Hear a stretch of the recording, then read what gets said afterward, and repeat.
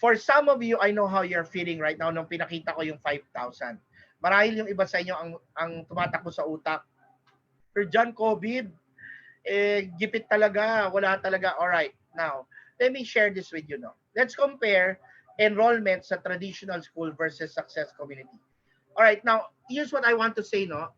I am an educator and I believe in traditional school. I am a supporter of the educational system. No? In fact, marami na tayong mga eskwelahan na naimbita si Sir John na magbigay ng speech, lalo na sa mga graduating class ng mga business at marketing graduates. No? Pero tingnan natin, ano yung bayad ngayon sa traditional school.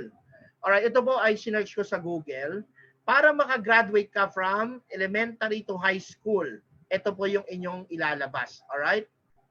Tignan nyo, no? Sabi ng Google, ang average na ilalabas ng isang pamilya ay hindi po bababa ng 420,000 to 600,000 pesos. Can you imagine that? Na wala pa dyan yung mga project mo, pabasahin mo yung 17 years na i-google mo para matapos mo lang at makuha mo ang iyong graduation certificate, di ba? Or yung diploma mo. Now, you know, this is how expensive it is. Pero hindi tayo, pag alam natin to, hindi naman tayo nagsabi na, hindi na ako mag-aaral. All of us, we strive to go to school. Why? Because it's very important. However, I want you to understand this. Traditional school is not enough to get you to the top. Alright? Ulitin ko, traditional school is not enough to get you to the top. Kasi maraming importanteng kailangan mo matutunan sa buhay na hindi rin tinuro sa eskwelahan. Ito po yung pagninegosyo. Alright? Sa eskwelahan kasi, importante po yung matutunang math, ABC, di ba? And so on and so forth. Pero hindi ka naman tinuruan paano mag-invest sa stock market, paano mag-invest sa derivatives. Yan yung ginagamit ng mga mayayaman. So ngayon, ito yung itutulong namin sa iyo. So, check this out.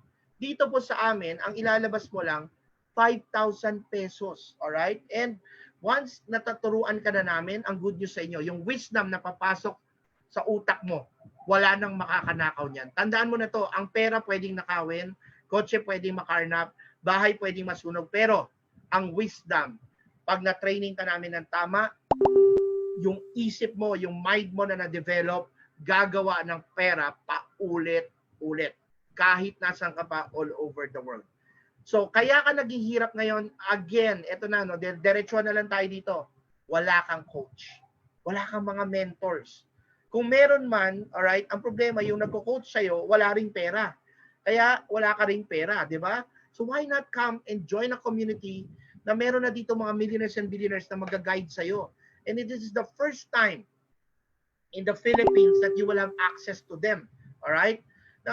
Pwede ka magtanong sa kanila, 'di ba? Pwede mo silang makausap. Later on, pag wala na tayong lockdown, makakapagpa-picture ka pa, makakamayan mo sila. All right?